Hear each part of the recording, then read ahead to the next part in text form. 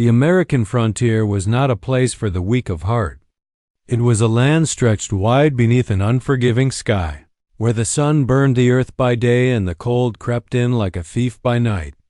Dust ruled everything. It settled into clothes, hair, lungs, and even hope itself. The West promised opportunity, but it demanded payment in courage, endurance, and sometimes blood. Wagon trains crossed these open lands chasing dreams of freedom and prosperity. Families believed that beyond the horizon lay farmland, safety, and a fresh start. Yet between those dreams and their destination stood a reality few pamphlets back east dared to describe. Law was scarce, help was distant, and danger traveled faster than any sheriff. Bandits thrived in this world. With little authority to stop them, they preyed on the weak isolated wagons, lone riders, and small settlements.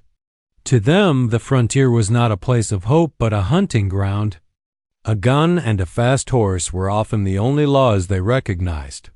On this particular stretch of desert trail, a young woman ran for her life. Her name mattered less than her fear. Her boots slipped against loose stones as she pushed forward, lungs burning, heart pounding like a war drum in her chest. Behind her, voices echoed rough, cruel laughter carried on the wind. The bandits were close. Too close. Moments earlier, she had been part of a wagon train heading west, just another traveler clinging to hope. But hope shattered quickly when gunshots cracked the silence and chaos erupted. Horses screamed, men shouted, and families scattered. In the confusion, she ran instinct guiding her feet away from smoke and violence. Now, alone in the open desert, the West showed its true face. The land offered no shelter. No trees, no walls. Only rolling sand, jagged rocks, and the endless sky above. The frontier did not care who she was or what dreams she carried. It was indifferent, vast, and deadly. This was the reality of westward expansion, something history books often summarize in dates and maps, but rarely in fear and sweat. Thousands traveled these lands, and many never made it. Disease, starvation, weather, and lawlessness claimed lives quietly and without ceremony. As she ran, her mind raced faster than her legs. She knew the stories. Everyone did. Stories of travelers who vanished without a trace. Stories of bandits who took what they wanted and left nothing behind. Stories whispered at campfires as warnings, not entertainment. Her strength began to fail. The sun beat down and her steps grew heavy. Panic tightened its grip. The West had a way of making people feel very small, and in that moment, she felt smaller than she ever had in her life, yet even in terror. A lesson emerged, one the frontier taught all who dared cross it. Survival here was not guaranteed by background, wealth, or intention. It depended on resilience, awareness, and sometimes the kindness or honor of strangers. The idea that only one kind of person shaped the West was a myth. This land was influenced by settlers, outlaws, soldiers, immigrants, and native tribes alike, each leaving marks of both cruelty and courage. The young woman stumbled and fell to her knees. The laughter behind her grew louder. This was the edge of despair. The moment when the frontier tested not just the body, but the spirit. Would she surrender to fear, or fight for one more breath, one more step? History often paints the Wild West as a place of gunslingers and glory. But the truth was far more complicated. It was a land where morality blurred, where danger came without warning, and where survival sometimes depended on unexpected alliances. As the shadows lengthened and her strength faded, the desert seemed to close in around her. And then movement, not from behind her, not from the bandits. From the shadows, ahead, unseen, silent, waiting. The desert grew quiet in a way that felt unnatural. The young woman stayed on her knees, one hand pressed into the sand, the other clutching her chest as she struggled to breathe. Every gasp burned. Her ears rang, yet through the pounding of her own heart, She could still hear the bandits' boots scraping stone, voices low and confident. They were no longer rushing.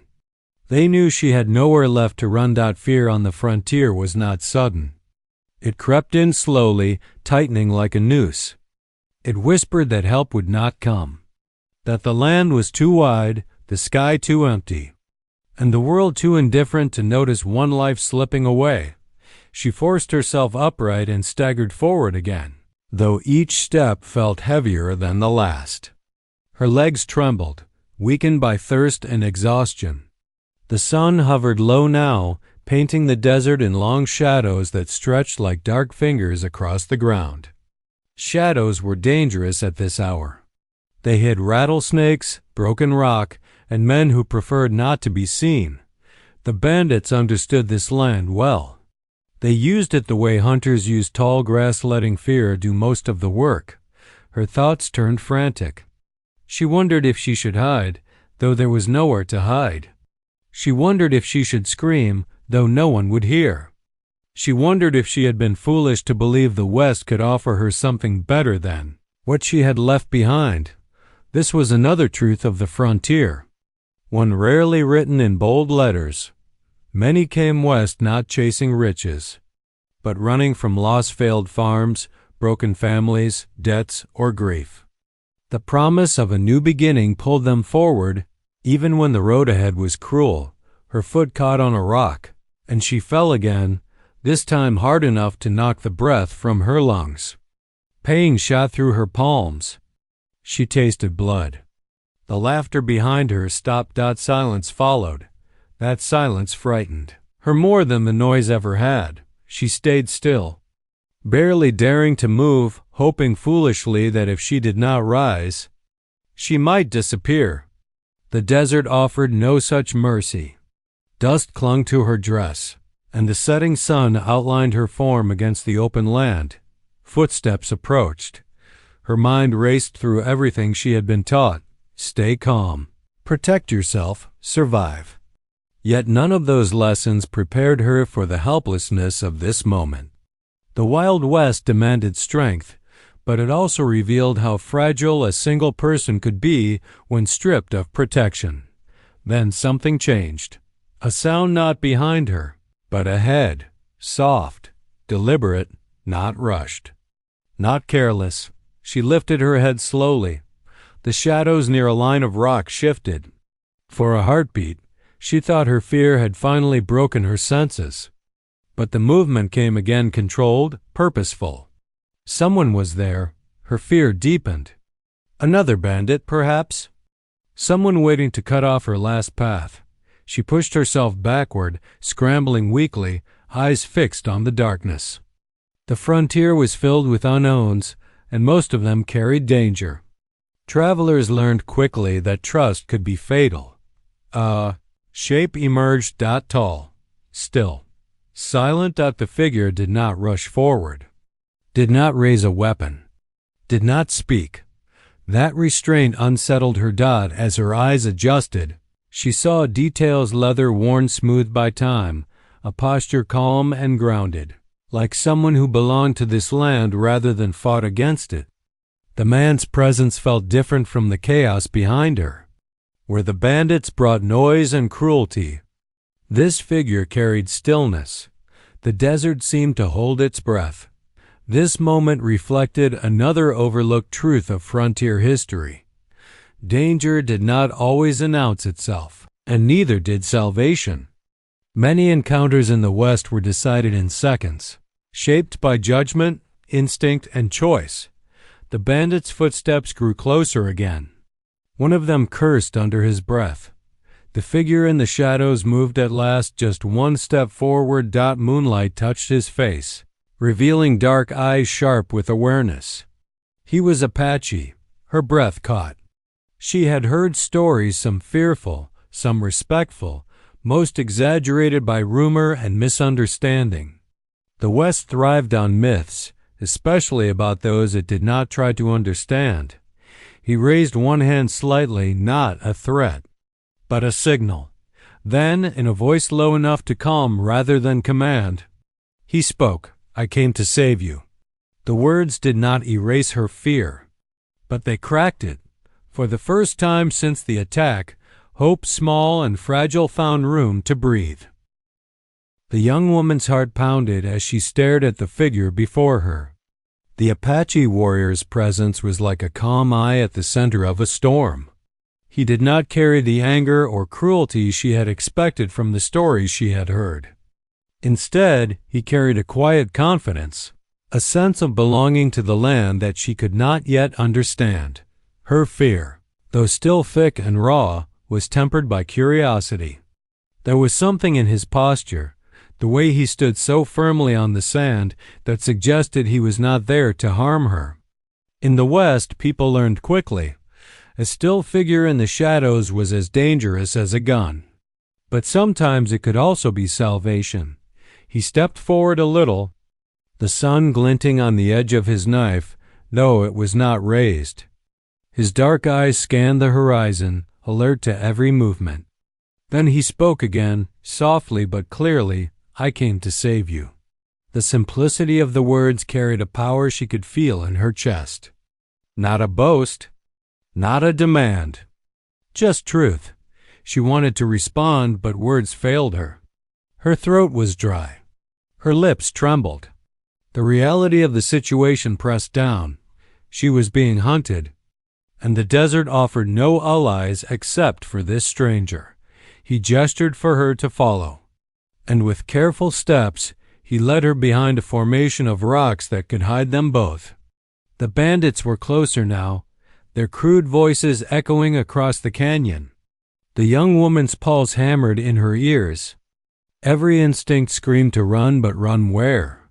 The warrior's calm presence was the only anchor she had. As they crouched behind the rocks, he spoke again, his tone gentle yet firm. "You must trust me. We have only moments." Her eyes widened. Trust was not easy. The frontier had taught that strangers were often the source of danger, not protection. Yet she had nowhere else to turn.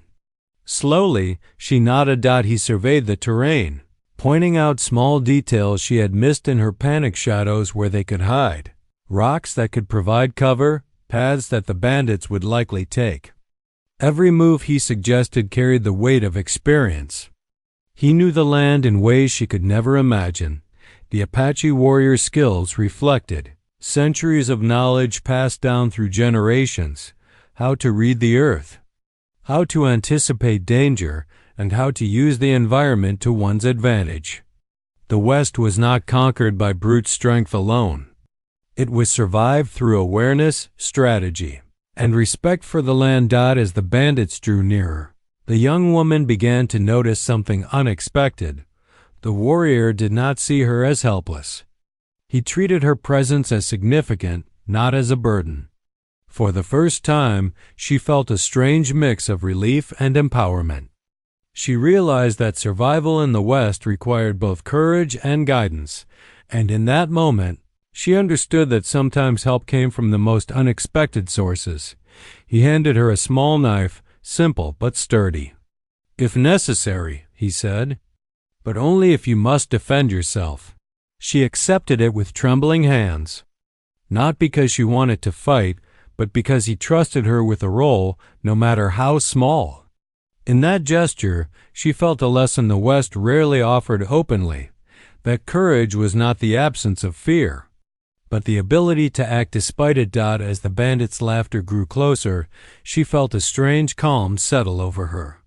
The warrior's presence, his knowledge, and his quiet authority created a space where hope could grow, even amid danger. For the first time since the attack, she could think clearly. She could see possibilities beyond mere survival, escape, safety, maybe even a future. The Apache warrior glanced at her, and for a moment she understood without words that this was not just protection. It was partnership. Two people, different worlds, bound for a single purpose: to survive the lawless frontier together. And in that realization, she found a new strength, one that had nothing to do with weapons or violence. It was trust. It was cooperation. It was the understanding that in the Wild West, Alliances could form in the blink of an eye, and sometimes they were the only thing that could save a life. The shadow of the bandits loomed closer, but she was no longer paralyzed by fear. With the warrior guiding her, she had a chance. A real chance, and that chance, fragile as it was enough. The bandits were closing in. Their shadows stretched across the desert like dark fingers, and their rough laughter bounced off the rocks. Every instinct told the young woman to panic, yet she could feel the calm presence of the Apache warrior beside her. It was a strange and powerful thing how one person could steady another. Even when surrounded by danger, he motioned for her to follow as he moved along a narrow ridge. Low and careful, using the rocks and sand dunes as natural cover. She matched his movements, trying to quiet her own breathing. Every step was calculated, guided by his knowledge of the land. He seemed to see paths in the desert that she never could, hidden trails, dips in the sand, shadows where bandits' eyes might not reach. "You have to trust your instincts," he whispered. "And mine. We can make it, but only if we work together." She nodded, her hands gripping the small knife he had given her. Cooperation, she realized, was not just a choice, it was survival. The West demanded teamwork, whether from families, neighbors, or unlikely allies. On the frontier, no one could make it alone. As they moved, he showed her how to observe more than just what lay in front of her. He pointed out subtle signs of the bandits' approach, footprints in the sand, the flicker of sunlight off metal, the faintest crunch of a boot on stone. The young woman tried to imitate his focus, and gradually she began to notice details she would have otherwise missed. For the first time since the attack, she understood a hidden truth of the Wild West.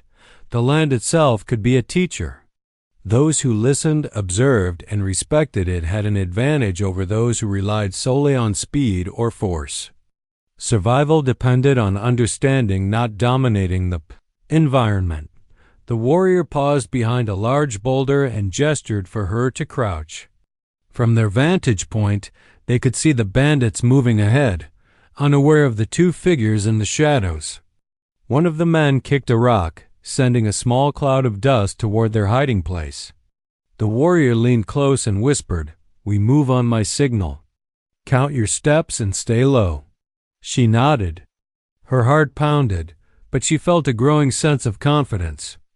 The bandits were dangerous, yes, but she was learning. She was no longer entirely powerless.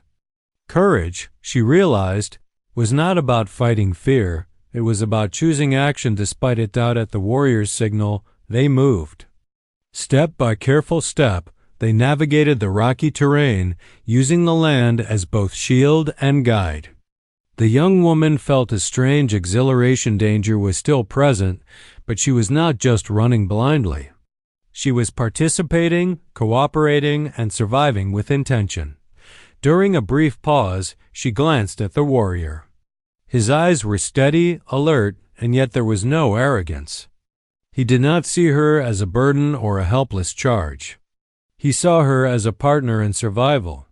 It was a lesson few travelers of the West were taught, that courage and trust often depended on the strength of relationships, not just individual skill. By moving together, they created a rhythm. He would scout ahead, she would cover the path behind him. Each step was deliberate, each movement a lesson in patience, awareness, and strategy. Slowly, the gap between them and the bandits widened. The young woman felt hope grow, fragile but undeniable. For the first time, she understood the deeper meaning of the phrase he had whispered, "I came to save you." It was not just a promise, it was an invitation to cooperate, to trust, to use their combined abilities to face the dangers of the frontier. Hours passed, or perhaps minutes. Time blurred in the desert, but eventually the bandits' voices faded. The two of them had maneuvered through treacherous terrain, used the land wisely, and relied on each other's strengths.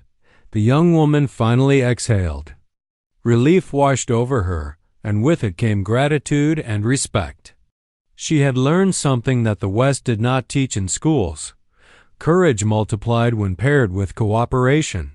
Fear could be managed, danger could be mitigated, and life could be preserved if one had the wisdom to listen, the patience to observe, and the humility to trust others. The desert stretched out before them, quiet now except for the wind and the distant call of birds. She looked at the warrior, understanding that their partnership had not just saved her life, it had changed the way she viewed the world. Trust and cooperation, she realized, were as essential to survival as speed, strength, or knowledge of the land.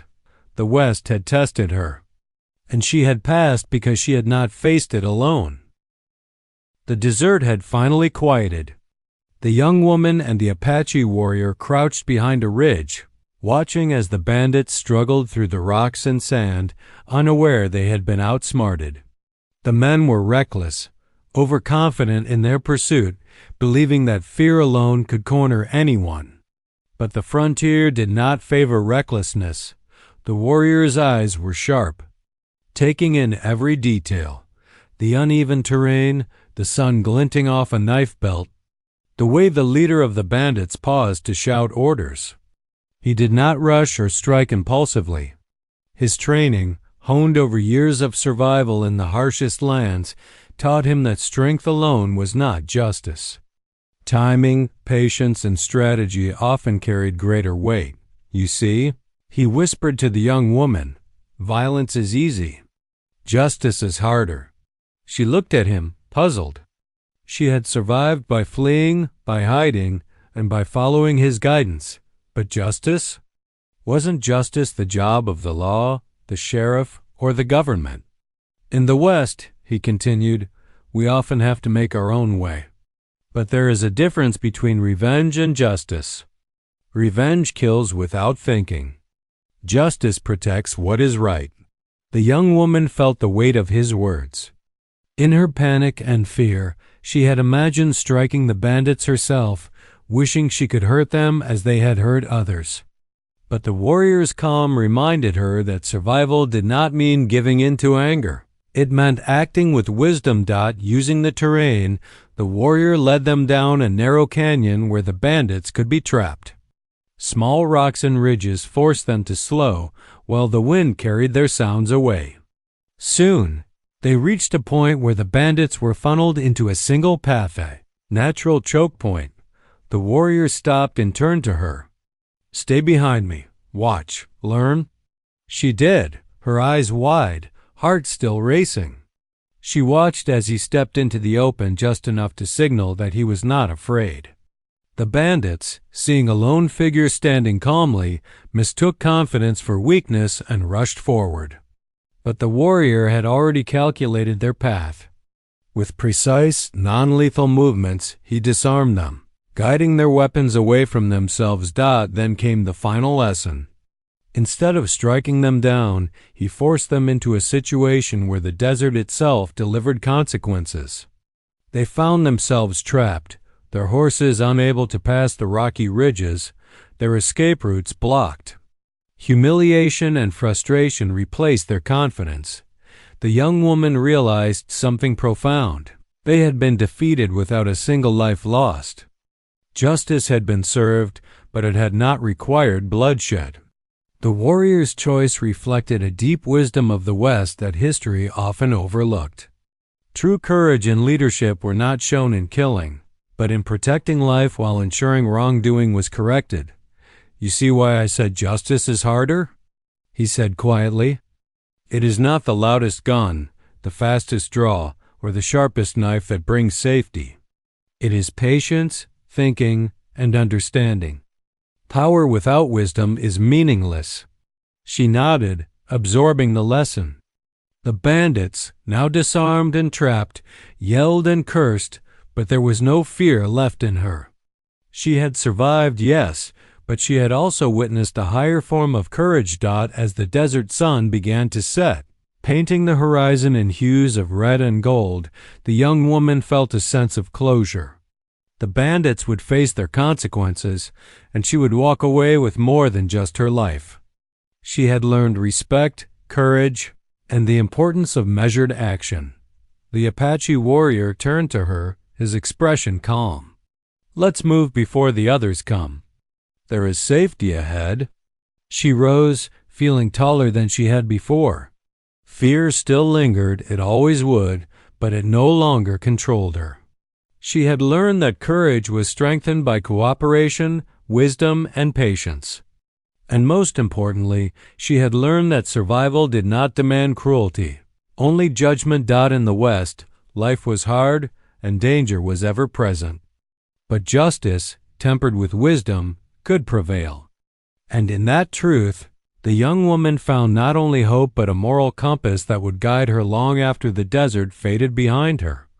The horizon stretched open, vast and promising. She took a deep breath, ready to continue her journey not just as a survivor, but as someone who had learned what it meant to act with honor. The first rays of sunlight stretched across the horizon, painting the desert in golds and soft purples. The young woman and the Apache warrior moved carefully, but now there was no panic in her steps. The danger of the bandits had passed, and the desert seemed to hold a gentle promise rather than a threat. She felt different, stronger, more aware, more alive. The trials of the past hours had taught her lessons that no classroom could provide. The West had tested her courage, her judgment, and her ability to trust. And through it all, she had learned that survival was not about fighting alone, it was about cooperation, patience, and respect. The warrior walked beside her, silent but ever vigilant. Occasionally, he pointed out a safe path or a ridge to rest on, or a distant sign of water. His quiet guidance was steady, like the land itself. And she came to understand that his protection had been more than physical. It had been a teacher's presence, a lesson in awareness, and a model of honor. "I never knew the West could be this cruel," she said softly. "But I never knew it could also be like this." The warrior glanced at her. "The West is neither cruel nor kind," he said. "It simply is. What matters is how we act within it." She nodded, understanding the truth in his words. Survival was not just about running or hiding. It was about choices, about courage tempered by wisdom, about acting with honor, even when no one else is watching. After hours of walking, they finally saw a small settlement on the horizon. Smoke curled from chimneys, horses grazed in fenced corrals, and the faint sound of a bell from a church reached their ears. Safety was close, tangible, and real. Her chest swelled with relief and gratitude. She had survived, but more than that, she had grown. The Apache warrior stopped at the edge of the town. "This is where I leave you," he said. "From here, you will be safe and your journey can continue." She looked at him, the words caught in her throat. She wanted to thank him, to express all that she had learned and all that she had felt, but words felt small compared to the enormity of what he had done. Finally, she whispered, "Thank you. You saved me, and you taught me." He nodded, a slight smile touching his lips. "Remember what you learned here. Courage, trust, and wisdom, these will guide you better than any weapon." She watched as he melted back into the shadows of the desert, a lone figure once again at home in the land he knew so well. And in that moment, she realized something profound. Heroes did not always ride into towns with fanfare. Sometimes they came quietly, teaching through action and leaving without recognition. As she entered the settlement, people paused to glance at her, noticing the dirt on her dress, the sweat on her brow, and the fire in her eyes. She had changed. She carried herself with a newfound confidence, shaped by danger, by guidance, and by lessons learned in the harshest classroom of all, the frontier itself. Over the following days, she shared her story with others in the town, not as a tale of fear, but as a lesson in courage and cooperation. She spoke of the warrior not to glorify him, but to honor the values he had shown, respect, patience, and the wisdom to act justly. The settlers listened, learning that the West was more than gunfights and outlaw legends. It was about humanity, choices, and the ability to survive without losing one's moral compass.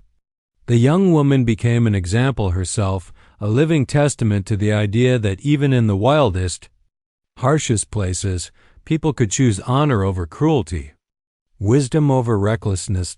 And as the sun rose higher in the sky, warming the town and the desert beyond, she knew she would never forget the lessons of that night. She had survived. Yes, but more importantly, she had grown, carrying with her a knowledge that would guide every step she took in the West from that day forward. The frontier was still wide, wild, and unpredictable, but she had discovered a truth as enduring as the desert itself: courage, cooperation, and justice could turn even the harshest lands into a place of hope. And with that knowledge, she stepped confidently into the new day,